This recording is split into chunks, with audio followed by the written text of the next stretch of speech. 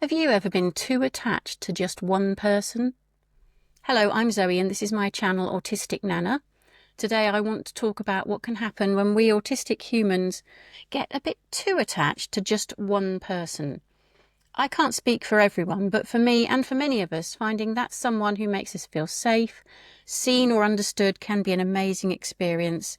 We might call them our safe person, our rock or our whole world.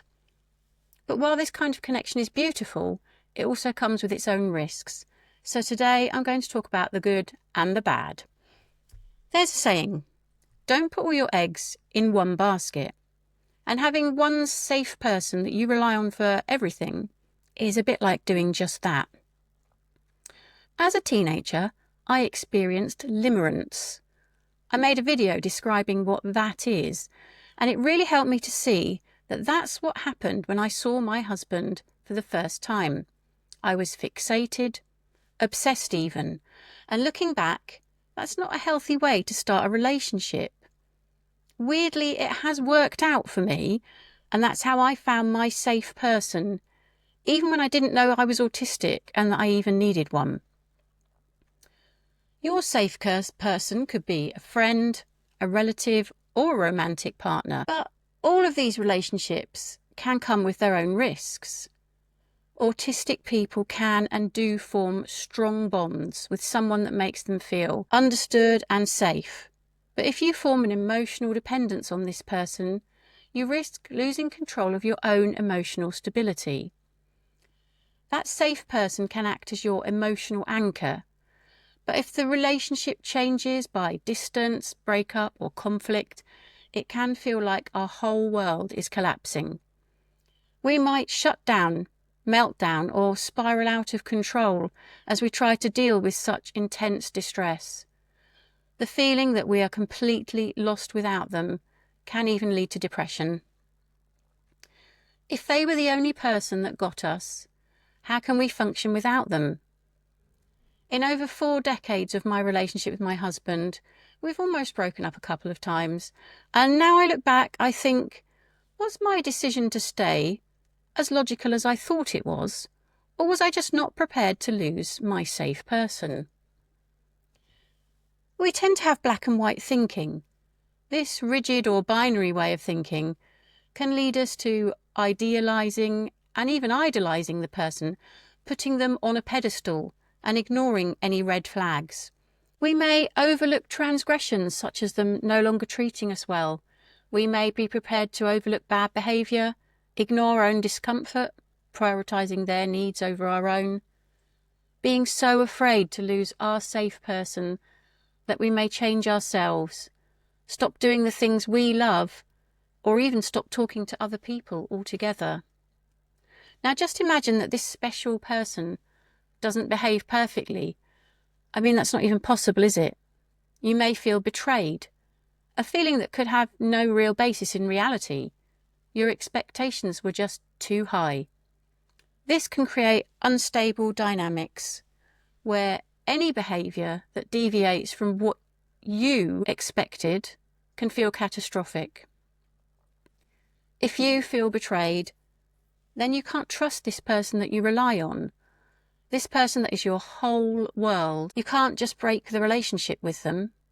And this puts you in a very vulnerable position. You're leaving yourself vulnerable to manipulation or even abuse. What if the safe person isn't well-intentioned? You are attached to them, reliant on them, so you may find yourself tolerating mistreatment just to maintain that connection. You could struggle to see any manipulation or emotional coercion. You may even ignore your own needs, boundaries, or discomfort, taking people-pleasing to a whole new level, which is especially dangerous in romantic or caregiving relationships where there is an imbalance of power. This intense focus on one person can lead us to withdraw from other friends and family. Social isolation can lead to a further loss of skills or confidence in social interactions. You could end up being increasingly dependent on this one relationship to meet all your emotional needs. A total reliance on one special person can lead to you not wanting to go anywhere or do anything without them. forgiving any transgression just to maintain the relationship. Over-attachment can lead to a loss of self-identity. You may suppress your own interests or routines, or confuse the other person's preferences with your own. If you're an autistic person with already low self-esteem, you may be especially vulnerable. You may feel that you would be lost without them, or not even know who you would be without them, causing you to stay in a relationship that may not be in your best interests. How can we let this happen to us? Many of us have experienced rejection, bullying, or being misunderstood throughout our whole lives, so finding that one special person can feel like a lifeline. If that lifeline becomes your only source of safety or identity, it makes you vulnerable. Imagine the devastating consequences of a betrayal, a breakup, or even a bereavement. I've lived long enough to know that you can't live your life to make other people happy. Life is too short. Your worth does not depend on any one person staying around. You are enough on your own. It is okay to love deeply, and that is a beautiful autistic strength. But it is really important to stay connected to yourself and to live your life in a way that makes you happy. I wish someone had told me that sooner. Here's some more things that you should know. One person can't meet all of your emotional needs, and that's okay. Healthy relationships have boundaries, balance, and breathing room. You can still have your alone time, and you should. You deserve to have more than one safe place and more than one safe person. You should try to forge new connections with friends or join support groups. Get hobbies and routines that make you feel good. Work on your self-worth. Being autistic can lead to low self-esteem as a result of how others treat us. Maybe try therapy. You deserve a relationship where you can be you, where you don't have to keep quiet, change, or disappear to keep the peace. Feeling this intense love or attachment doesn't mean you are broken or incomplete.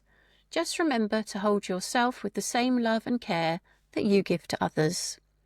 You can't control other people's lives or happiness. You can do what makes you happy. Maybe being happier yourself can influence those around you to be happy too. Thanks for listening, and goodbye.